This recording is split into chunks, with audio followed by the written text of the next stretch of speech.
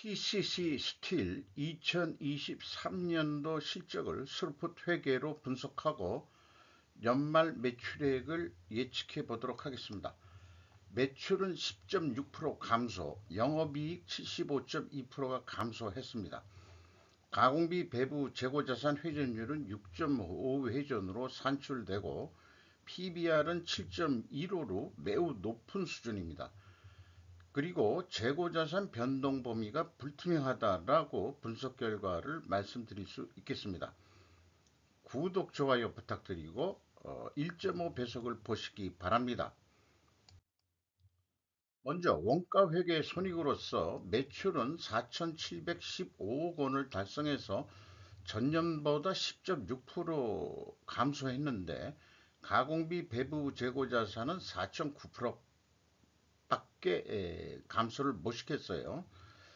그래서 또한 매출 원가는 3.3% 감소시켰으니까 상대적으로 매출 원가가 올랐다고 봐야 되겠죠. 그래서 매출 총익이 58% 감소했고 판매관리비를 24.4% 감소를 시켰습니다만은 그 결과는 영업이익 89억으로서 79.2%가 감소했습니다. 영업이익률도 1.9%밖에 되질 않습니다. 도소매상 그 영업이익률 수준 같이 돼버렸어요. 스루풋 회계로 분석한 결과는 매출에 비례하는 매출 재료비는 3,728억 원으로서 4.9% 감소했습니다. 상대적으로 5.7%가 플러스이기 때문에 여기에서 원재료 가격이 상승했다라고 1차 추론을 해볼 수 있겠습니다. 스루풋 금액상으로 27.2%가 감소했고 스루풋율은 4.8% 하락했습니다. 마진율이 떨어졌다는 얘기겠죠. 운영경비가 8.4% 감소시켰습니다. 그 결과 생산성은 1.11로서 0.29포인트가 하락을 했고 영업이익은 94억 6,300만 원으로서 원가 회계보다 5억 4,600만 원은 많게 이익이 나왔습니다. 이것은 가공비 배부 재고자산이 감소했기 때문입니다. 결과적으로 영업이익은 전년도보다 75.2%가 감소했다. 그리고 참고적으로 이 스루풋율과 매출 총액률을 비교를 밑에다가 추가로 했습니다. 스루풋율 4.8% 감소했고 매출 총이익률은 7%가 감소했다. 재고자산 명세를 보면은 제품 반제품만 있고 제공품은 없어요. WCAI 가공비 배부 재고자산이 34억 8,600만 원이 감소했습니다. 전년도에는 무려 336억 원의 재고가 크게 올라갔었는데 그때 반제품이 204억 원이나 크게 오른 게 주요 재고가 크게 증가했던 원인이 되겠습니다. 비용의 성격적 분류를 1번과 2번 MC와 OE로 두 가지로 디커플링을 하면은 MC 매출원가 재료비는 3.5% 감소했습니다. 운영경비는 8.4% 하락을 감소했고요. 여기에서 재고자산의 변동이라는 것이 마이너스 14억 원이면 재고가 증가했다는 뜻입니다. 근데 재고자산 명세에서 보면은 재고가 감소한 거로 되어 있죠. 작년에는 362억 원이나 증가한 거로 그렇게 회사는 표기를 하고 있어요. 그래서 이것은 이 재고자산의 변동 범위가 WCA라고 우리가 인식을 하게 되는데 원재료 사용이라고 하면은 원재료는 재고자산 변동 범위에 안 들어간다는 얘기거든요. 이런 것을 인식을 하고 재고자산 회계 투명성을 비교 검증을 해볼 것입니다. 운영경비 892억 원에서 판매관리비 205억 원을 뺀 것이 공장 가공비가 되겠는데 687억 원이네요. 전년보다 비율로는 1.4%가 상승을 했어요. 그래서 재료 비율이 1.4% 내려간 거로 되어 있는데 여기에서 우리가 이렇게 또 추론을 해볼 수 있습니다. 원재료 가격이 하락했다고 2차 추론을 해볼 수 있는데 1차 추론은 상승한 거로 되어 있죠. 이렇게 모순이 됐을 때는 우리는 일단 좀 고개를 갸웃하게 됩니다. 어떻게 이 모순을 해소할지. 재고자산 매출원가 회계 투명성 검증 1단계로서 이 재고자산의 변동을 비교합니다. 일본은 이제 재고자산 명세에 의해서 나온 거고, 그 다음에 비성분 재고자산 변동은 회사가 제시한 거거든요. 그래서 요거는 기말에서 기초를 빼니까 재고가 감소했다는 얘기거든요. 전년도에는 증가를 했고, 그런데 비성분에서는 이게 플러스로 표현이 되는데 마이너스예요. 그러면은 갭이 48억 9,600만 원으로 크게 늘어납니다. 요거가 사실은 그 갭이에요. 왜냐하면은 WCAI만 재고자산의 변동 범위로 그 인식을 하는 거로 회사가 표기를 했기 때문에 48억 9,600만 원이 차이가 나는 거다. 사실은. 그런데 좋다.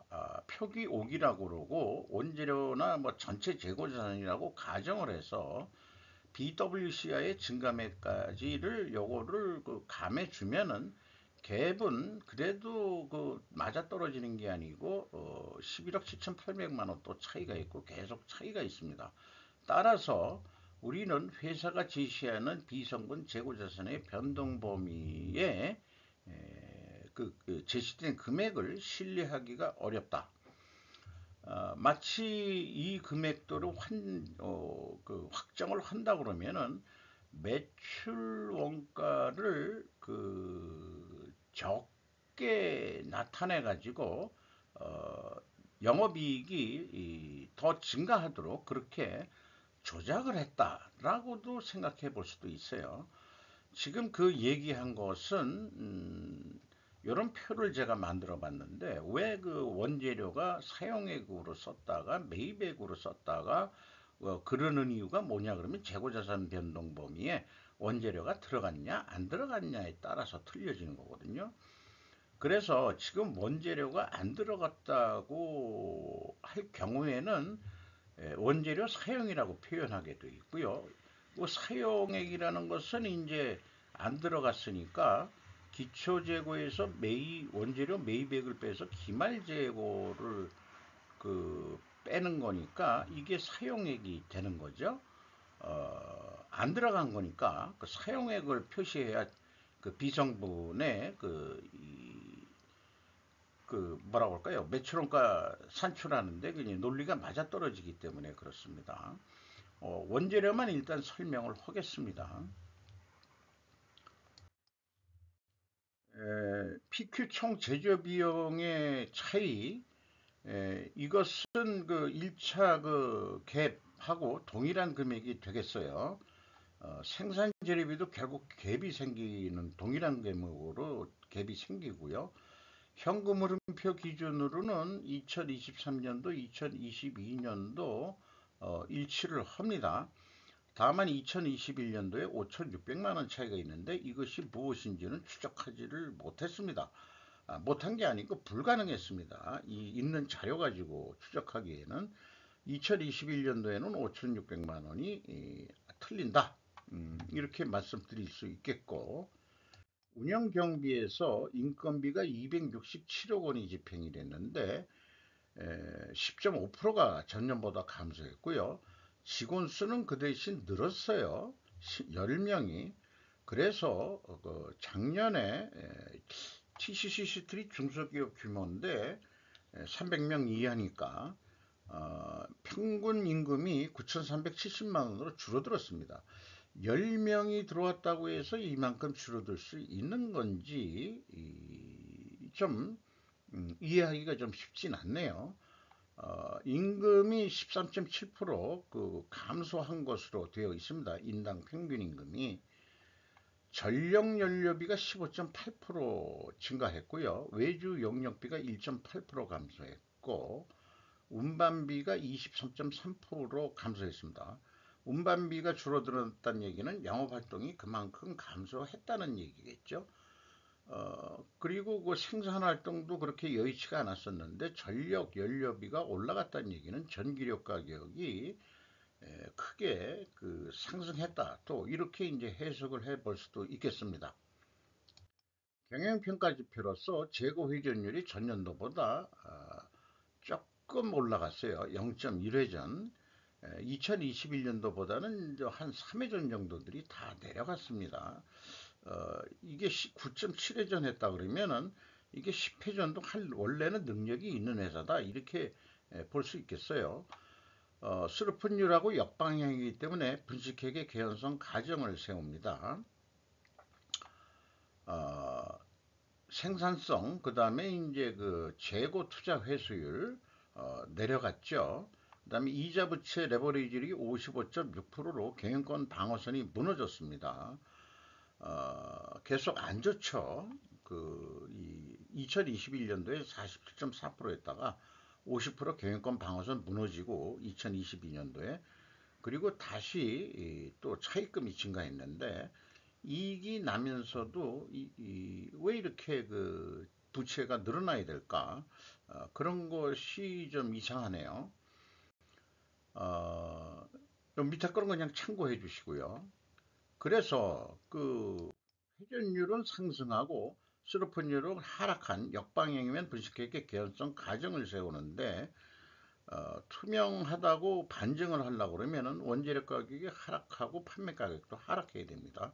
또한 추가적인 증거로서 재고 회전율을 수량으로 산출해서 재고 회전율이 상승했으면은 투명으로 인정을 할 수 있을 것이다. 이렇게 좀 얘기할 수 있겠어요. 이렇게 지금 구두로 얘기한 것들을 논리적으로 거창할 것도 없지만은 사실은 이런 저의 사고방식은 칼 포퍼의 반증주의에 의해서 나오는 거다. 그래서 이런 거를 논리도구로 만들어서 많이 지금 표현을 하고 있죠. 그리고 또 하나 좀 참고적으로 이런 그 개별 회사 하면서 제가 원재료 가격이 올랐냐 내렸냐 이런 걸 따지는 것도 결국 기업 경영이라는 것도 삶을 영위하는 거기 때문에 물가 소비자 물가 우리는 물가 하면은 우리 소비 국민 소비 생활에만 사용하는데 기업하는 입장에서도 원재료 가격의 추이는 바로 물가라고 볼 수 있겠죠.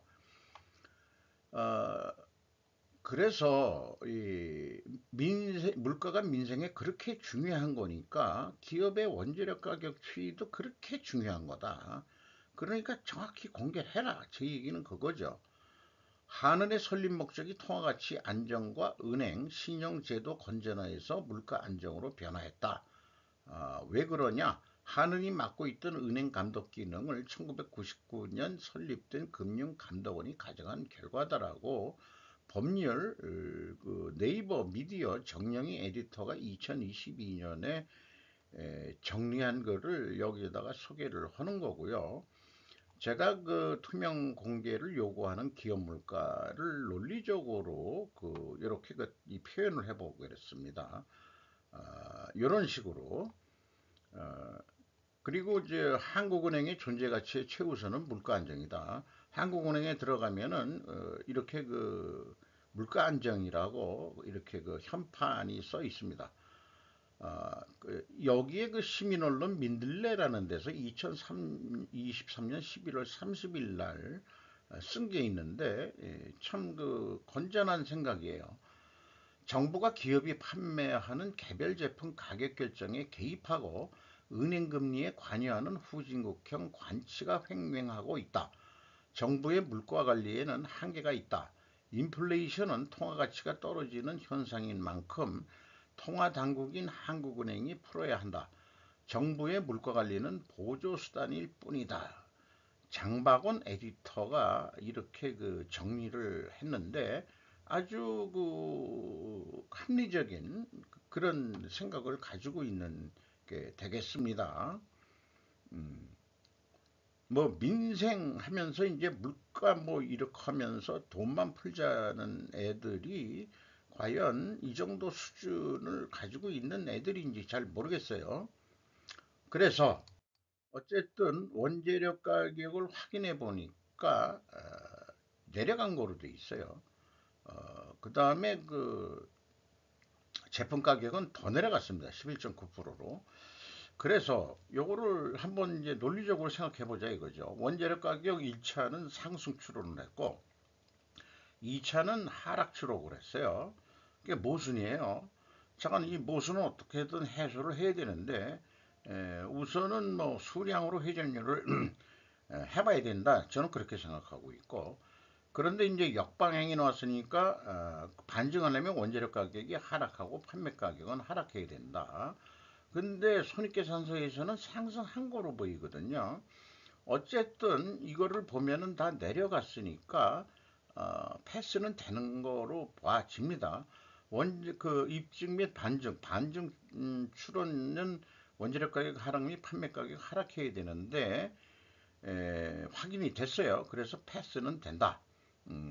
그런데 요걸 반대로 얘기하면은 원재료 기준으로 해서 아니 원재료가 아니고 제품 가격 기준으로 해서 제품 가격이 10%가 그 인하를 시켰는데 상대적으로 원재료는 6%뿐이 내려가질 않았다 그러면은 상대적으로 인상이 됐다라고 인식을 해볼 수도 있겠어요.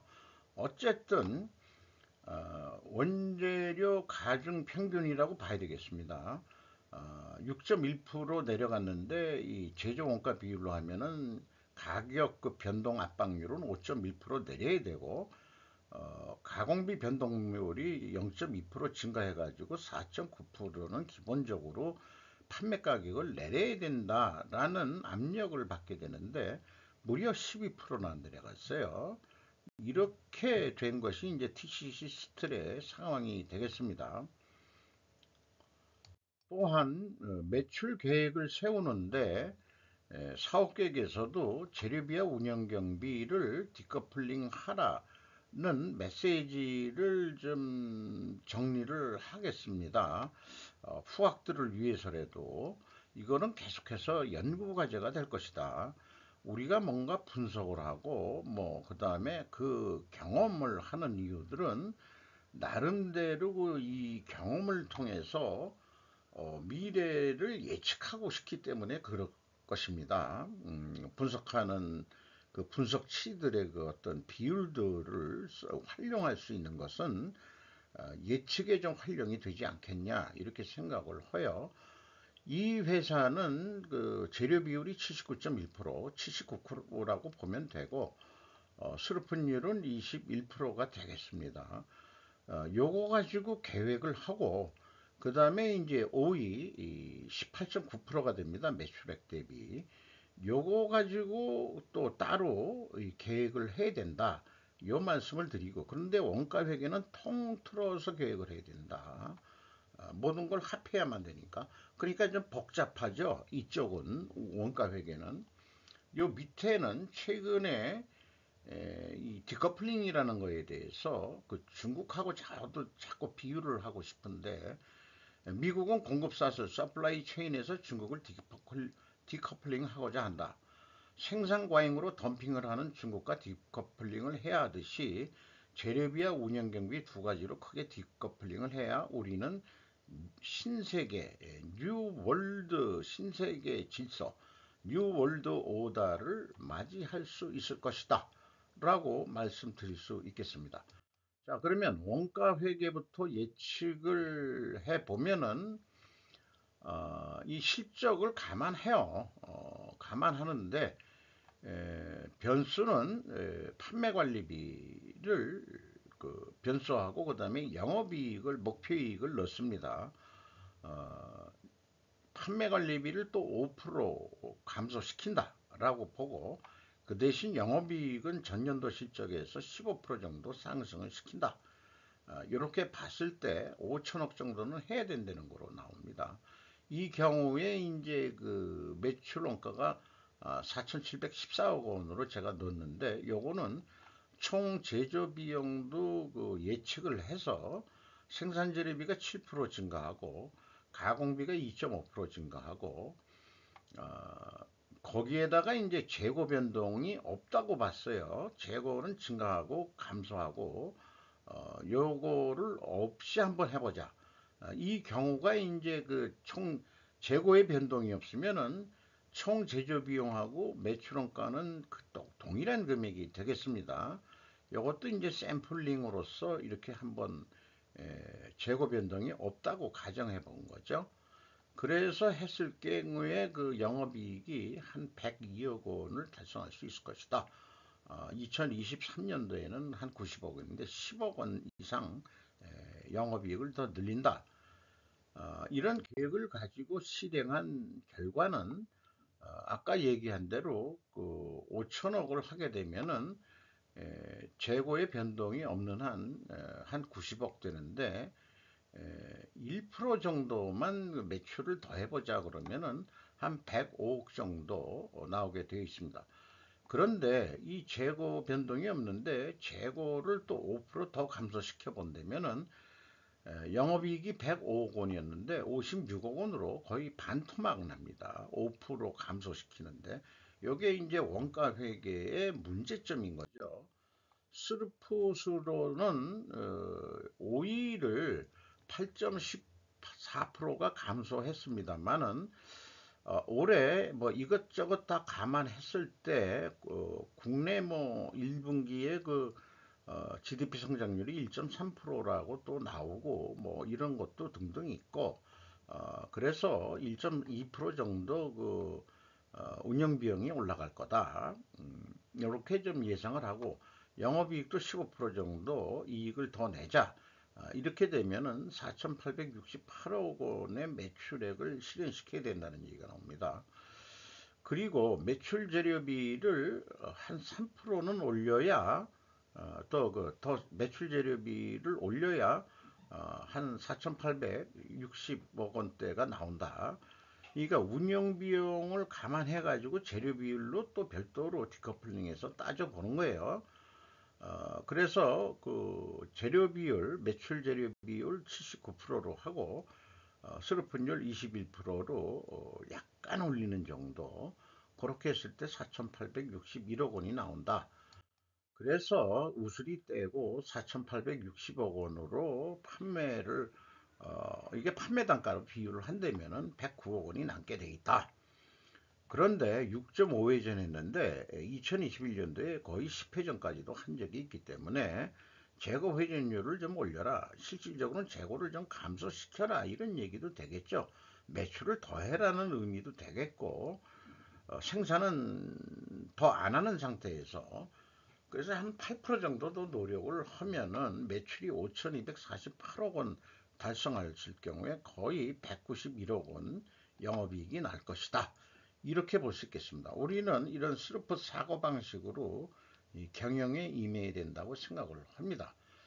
그런데 재고를 감소를 시켰을 때 그동안의 통계상으로는 사업계획도 결과는 재고 회전율이 상승하고 이익도 더 증가한 것은 확인이 되는데 판매가는 원가 회계보다 높게 나오고 되어 있는데 이 TCC 스킬은 합리적으로 해봤는데도 예가가 낮게 나와요. 그러면은 뭔가 이게 특별 원인이 있는데 저는 뭐 직관적으로 이건 분식회계의 가능성이 있는 거다. 비성분 금액이 그렇게 틀려가지고는 그 금액 차이가 너무 크다 이게요. 48억 규모에 비해서. 그래서 이거 외에는 어떤 독특한 의미가 없다. 그러니까 이 회사도 이 재고자산 회계 투명성이 좀 불투명하다.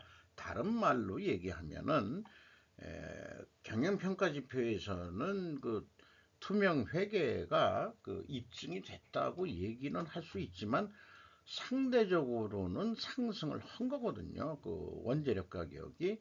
그러면은 입증이 안 될 수 있다라고도 판결을 내릴 수 있는 겁니다. 만약에 투명법정에서 재판관이 볼 때는 참 어려운 거죠. 그런데 이게 회계 분석이 참 쉬운 거로 쉽게 되도록 자꾸 제가 지금 저도 뭐 그 회계사 자격도 없는 사람이지만은 우리 그 국민들이라기보다도 일반 시민들의 어떤 소양이 손익계산서는 좀 쉬워야 되지 않느냐 그런 차원에서 원가 회계의 문제점을 자꾸 얘기하다 보니까 예측까지도 하는데 그것을 원가 회계 관점으로 하다 보면은 이게 결과론적으로는 뭐 패스가 됐다 하더라도 그 분식회계 개연성 가정에 대한 의구심은 기속적으로 쉽게 끝낼 수는 없다 하는 생각이 들어가요. 왜? 예가할 때도 이렇게 반대로 나오는 경우는 아주 드물기 때문에 그렇습니다. 현금 재무지표로서 1번 EAT 세후 현금 순이익은 231억 원을 벌었습니다. 전년도보다 꽤 줄었죠.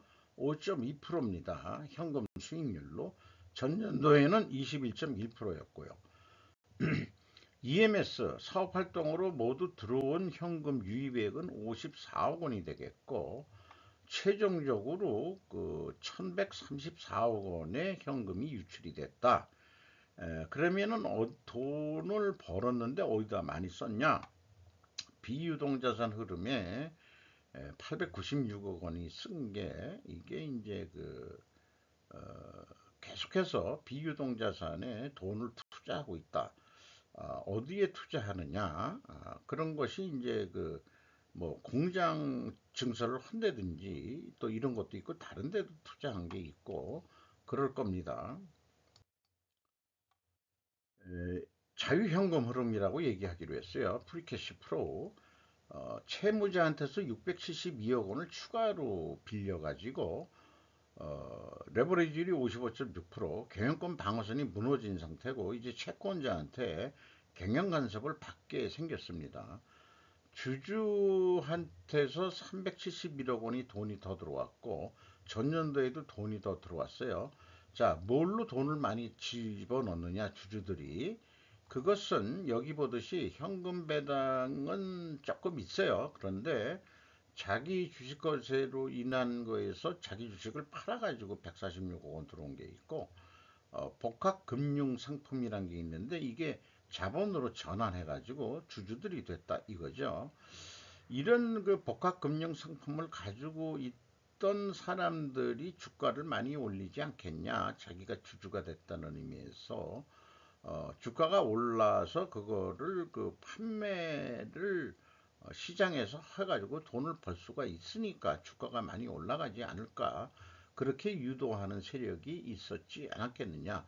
2022년도에도 236억, 2023년도에 복합금융상품이 자본으로 전환하는 게 255억, 그리고 자기 주식 거래로 돈이 들어왔더니 자기 주식을 팔았다는 얘기인데 높은 가격에 팔아 유도할 수 있지 않느냐 회사에서 자기 주식 거래 별로 안 하다가 왜 2023년도에만 자꾸 그 높게 팔라고 해도 그 수요가 있으니까 요게 좀 냄새가 좀 이상하게 좀 납니다. 이 금액은 결국은 여기 확인이 됩니다. 위에 그 주주 이 자유현금으로 주가를 보면은 54,000원으로서 2023년 초보다 무려 44,590원이 뛰었다. 이거 아주 특별한 경우죠.